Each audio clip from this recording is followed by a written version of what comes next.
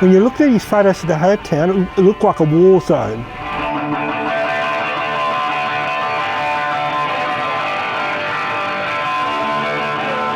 Well, I don't remember exactly when it was that I first met Cookie, but Cookie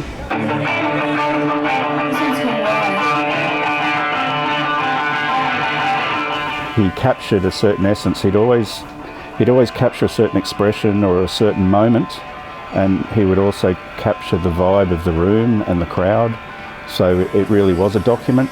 Cookie's photos are so unique because, well, I don't know anyone else that took photos like he did at the time.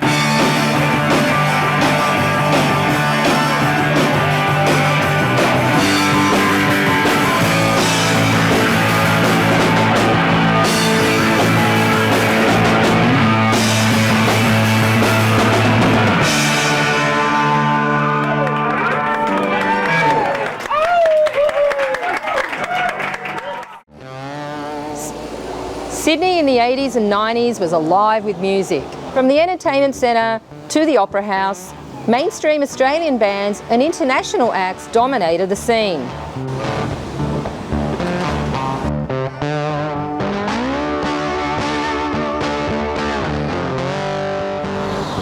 Here though, in the inner city suburbs, a different symphony was playing out in the back rooms of pubs and clubs.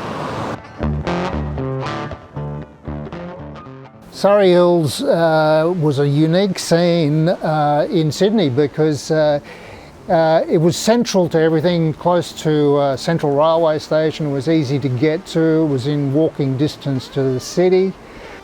As with many places pre-gentrification, the inner city was where the cheaper accommodation was.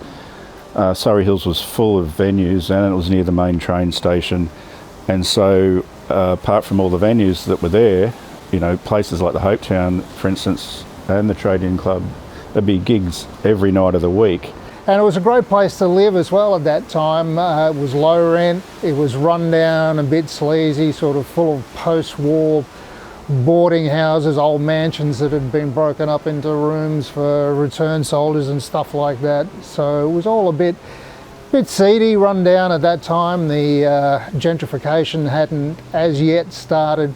Well, if we're talking the 1980s in particular, you had a cluster of incredible venues within walking distance of one another. You had cheap rent for musicians, which made it very attractive for people coming from, say, Melbourne or Brisbane. I'm thinking people like Paul Kelly or Tex Perkins. Cheap rent, there was cheap rehearsal spaces like the Bradnell building and whatever. There were loads of venues. There was lots of casual work. You know, for me it was the 10BA tax thing for films. You could work a lot for a few months and have money, and then you could have time off. There was the Dole, there was Rock Against Work, and there was a collegiate scene where people helped each other, and punk had knocked, you know, most of the barriers down. It was a few years later, but the aftershocks of punk was still happening. You didn't have to be a conservatorium trained musician to get up on stage and give it a go.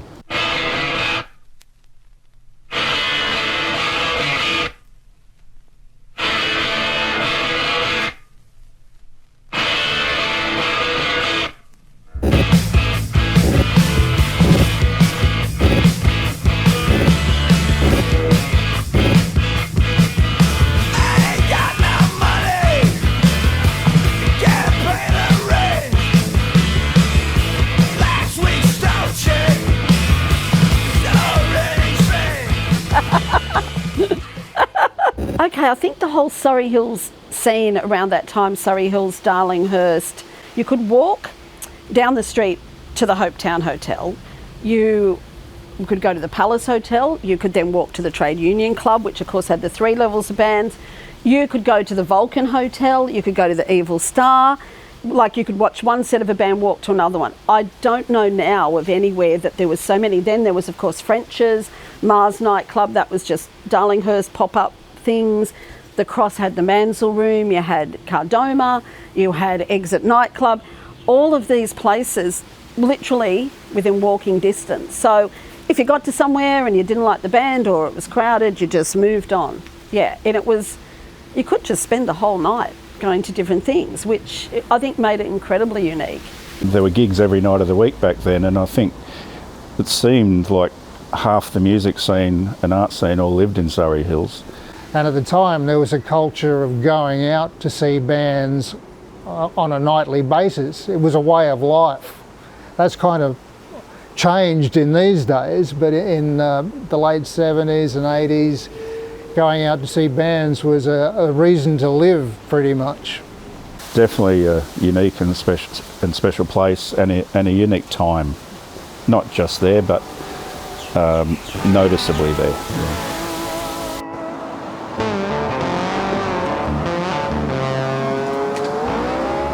You wouldn't know it, but behind me stood a vibrant, gritty and intimate venue at the heart of Sydney's music scene, the Hopetoun Hotel, also known as the Hoey.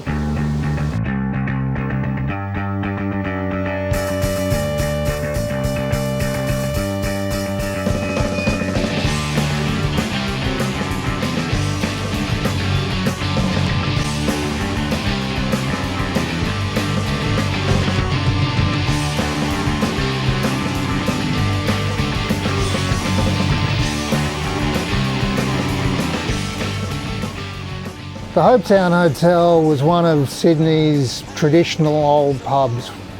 First time I went there, it still had a big U-shaped bar. First band I saw there was X. I think after X played there, they must have decided that, hey, maybe having bands on here is a good idea, because that horseshoe bar wasn't there next time I went there. They'd demolished that, and I've often thought of Surry Hills as Favo Street has been the spine of a big fun animal, and the Trade Union Club being the head, and thought the Hopetoun as the tail, but I think the Hopetoun was more like the heart.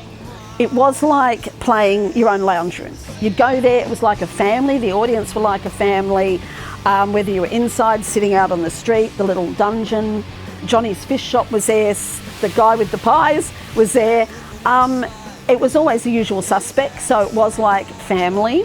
It was a venue that was run by a guy or people that love music. They had a smart booker, they got good bands, and the scene became really strong.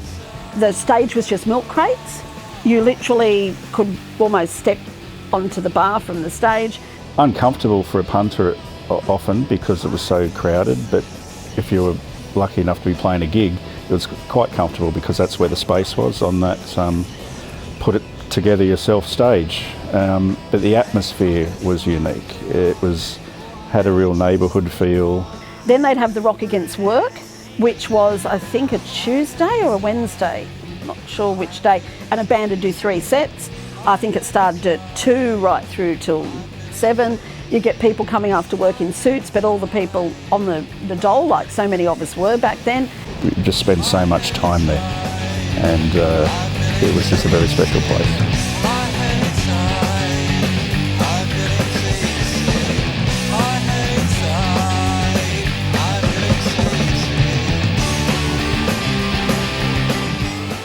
I mean, the Hopetoun had been through, several different owners.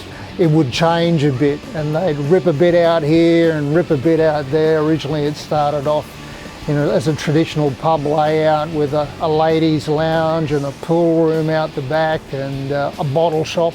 And over the years, those sort of things got changed around, and walls got knocked out. Got to the point where it was a music venue as such. So it wasn't purpose-built, it was sort of forced brick by brick into being a music venue.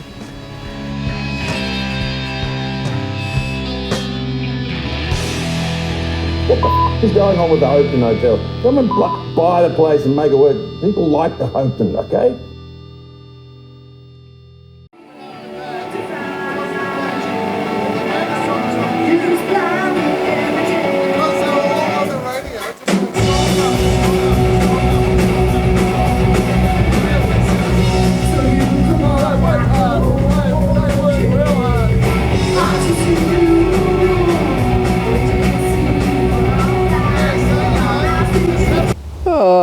Surprised, and when it all happened, it happened so quick. I didn't know with the Powerhouse and the Sydney Festival, vivid, should I say, and the help from Greg and Liz, pretty amazing, because that's what I wanted to get to sort of, and I got there.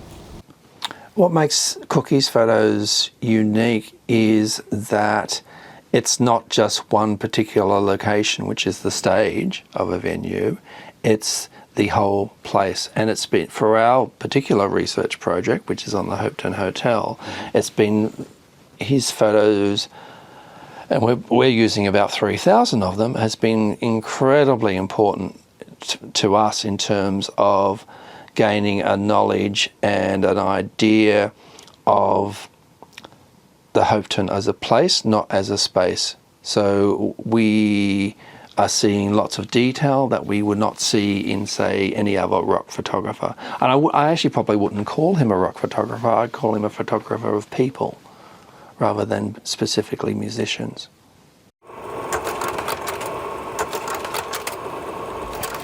As the Hoey's unofficial photographer, Bryan Cook amassed an extensive archive of over 3,000 photographs. His work has been highlighted in initiatives like Spirits of the Hoey, an immersive research project that combines his photography with interviews and augmented reality to bring the story of the Hopetoun back to life.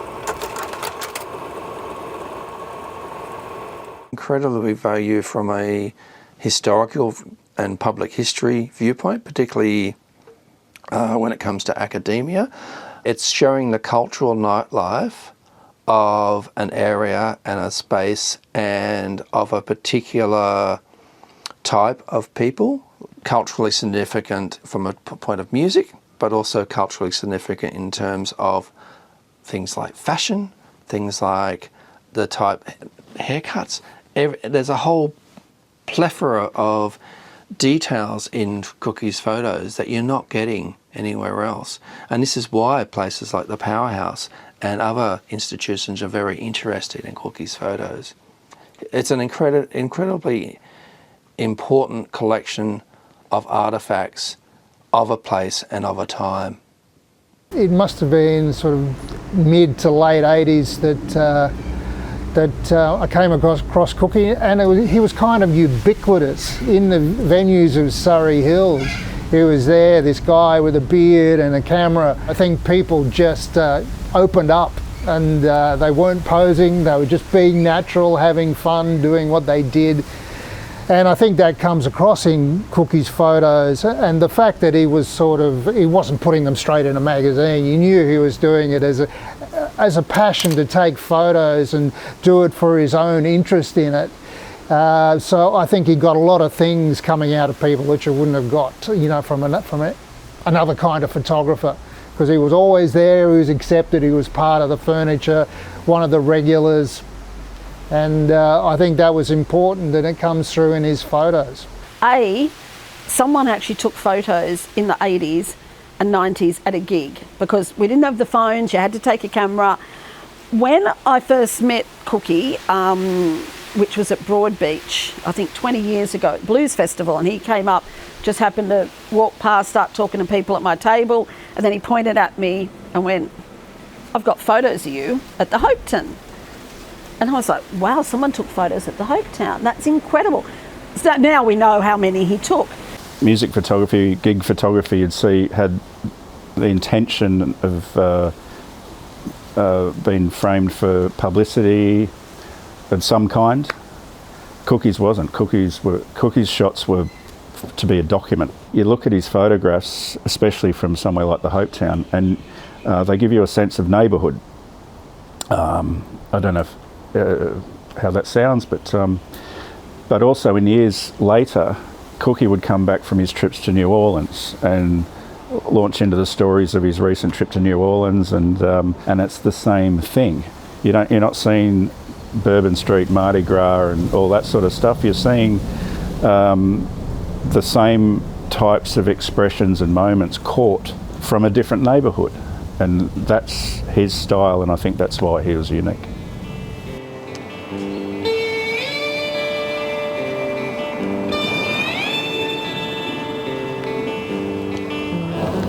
A music lover and frequent gig goer, he was able to capture the raw and authentic performances of new, upcoming independent artists, inadvertently capturing one of the most exciting periods in Australian music history.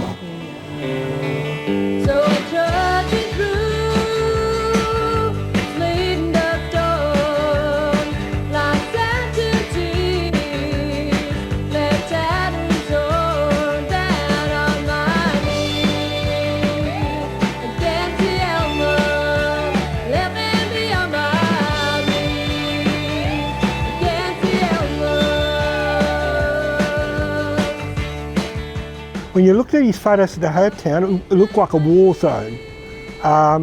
It's like one of the great war photographers, like Tim Page. You see his Vietnam photos.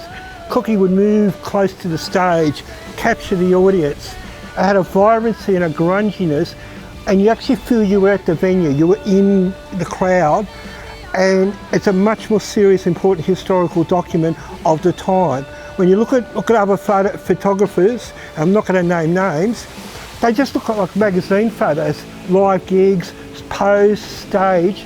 Cookie's photos are the real deal. He was actually there documenting it as it happened in real time. You know, none of it was staged, it's what actually happened. And it's great to be able to refresh our damaged memories looking at them. Well, working in the crowd was, you just had to be happy where you were, get as close as you could, and roll with the punches and go with it.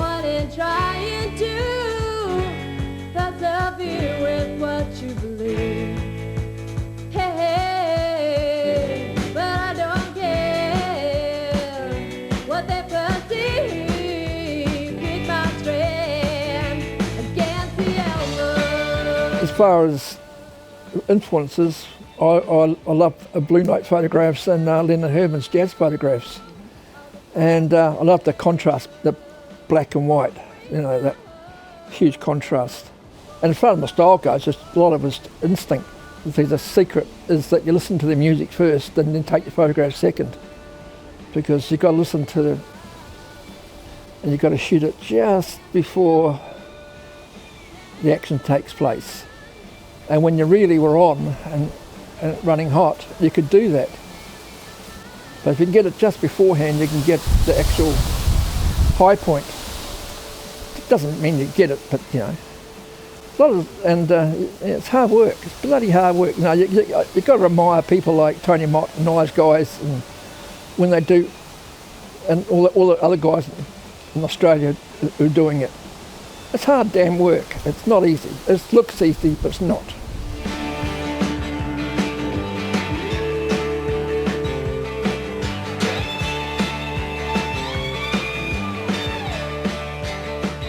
Cookie's photographs are very different from other, what I would call rock photographers of the time, because he's not just focusing on the bands, and he's not just focusing on famous bands in the hope of getting a shot in the street press. He's focusing on the ones that are having a crack. He's focusing on the audience, on the punters, and he's focusing on the staff. And so it's a much more interesting overall vision of what that place was like. They have the rawness of what it was like to play there. On the stage of milk crates, the audience literally up against you. And I love the fact there's so many of the audience in his photos, because you'd go, oh my God, that's the guy with the great hair. I saw him everywhere but never knew his name.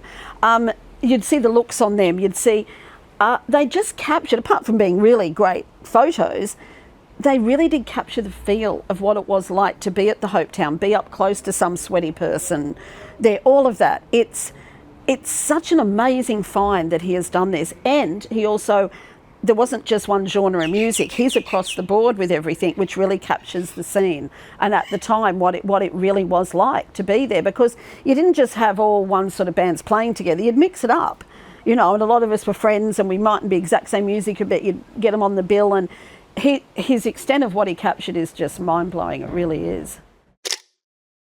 It's easier. It's a lot easier. You don't have to worry about going dark rooms and stuffing up film and being broke. So, but a lot of my early stuff was done on a shoestring. You know, sometimes we were on the dole, you know, and I had to go and buy a film with virtually pay the rent and get a a roll of film, and sometimes a roll of film would be the cheapest I could get, which was not always right for a dark room. So digital made it easier.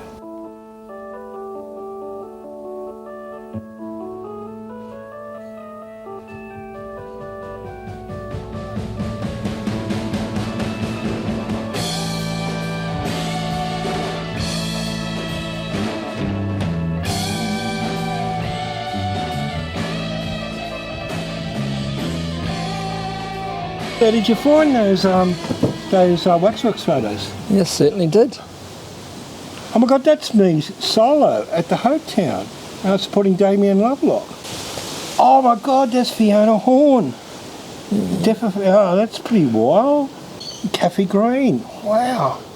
So how many bands did Kathy playing at the Hopetoun you saw? She had Good Fight, Universe? Universe, X. Oh, that's an amazing photo of Box of Jesuit. Look at Susie.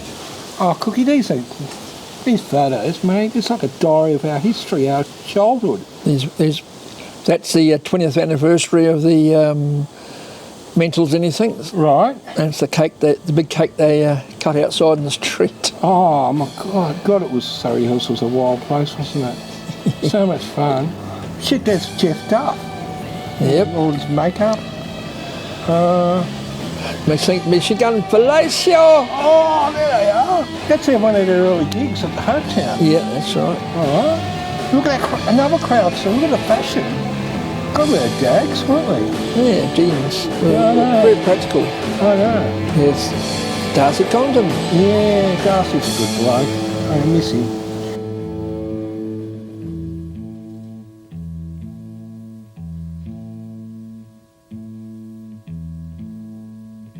What would you do if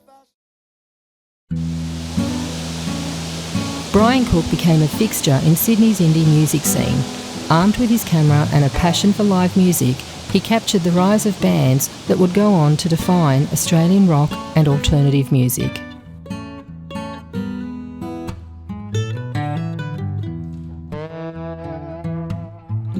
And I made a lot of mistakes because sometimes I'd underexpose and overexpose. But the digital have made it easy. You can make a mistake and you can start.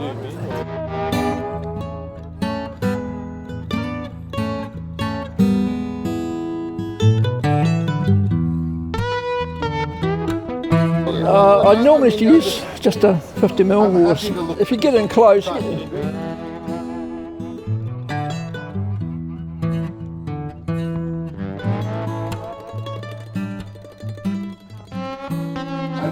Somebody said to me about it, said, you can't stand in the back with a big telephoto.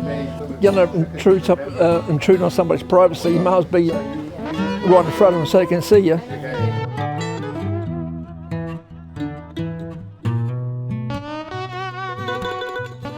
They're a window into a time when Sydney's music scene was a breeding ground for creativity and rebellion.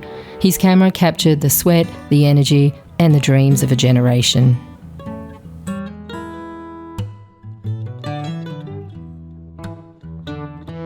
Cookie didn't just take photos, he captured a movement, a sound, and a spirit that still resonates today.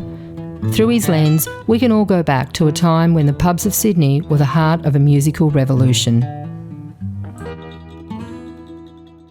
He started putting them up on Facebook a few years ago, and of course you scroll through them because you want to see yourself. And one I came across, I flicked past, and there's a guy with his back to front Kangol hat on. I think, what a dickhead. I'm sure that guy must have come from Melbourne, and I bet you he plays some kind of funky white boy music. Then a few weeks later, I'm scrolling through more slowly and I see the same photo again. And, oh, that's Cassie, a girl I used to play with. And then I look at it, and that dickhead in the Kangol hat was me. That's a great story. I know, yeah, I couldn't believe it. And he really has documented it brilliantly, because I've looked at a lot of, keep going through the photos on Facebook, the Powerhouse Museum. Oh my God, I forgot about that band. Oh, that's right. They played there. And it brings it all back, which is incredible, because yeah, the scene has not, that alternative scene, the Darlinghurst, Surry Hills scene is not documented at all that I'm aware of that it really needs to be. I can't think of anyone else doing the sort of work that Cookie was doing in terms of that sort of level of documentation and passion for photography that Cookie has. So he's been an incredible resource for us, but he's also an incredible resource for anyone that wants to study that period of time and that particular area of Sydney. You know, I think hopefully he's starting the ball rolling on someone doing an amazing book or an actual huge documentary on the scene at the time. I really do think it needs to be, for sure. Maybe Cookie wasn't aware of how culturally significant he was at the time, but I think in hindsight, and that's all we've got really with these sorts of spaces because they don't exist anymore, in terms of hindsight, it's a very important documentation of space and time and people. It wasn't about big productions or polished perfection. It was all about the raw performances. You know, it had a welcoming atmosphere, and it was just about that community spirit with both the artists and the people. The music may have evolved, but the spirit of those nights, the passion, the energy, it still lives on.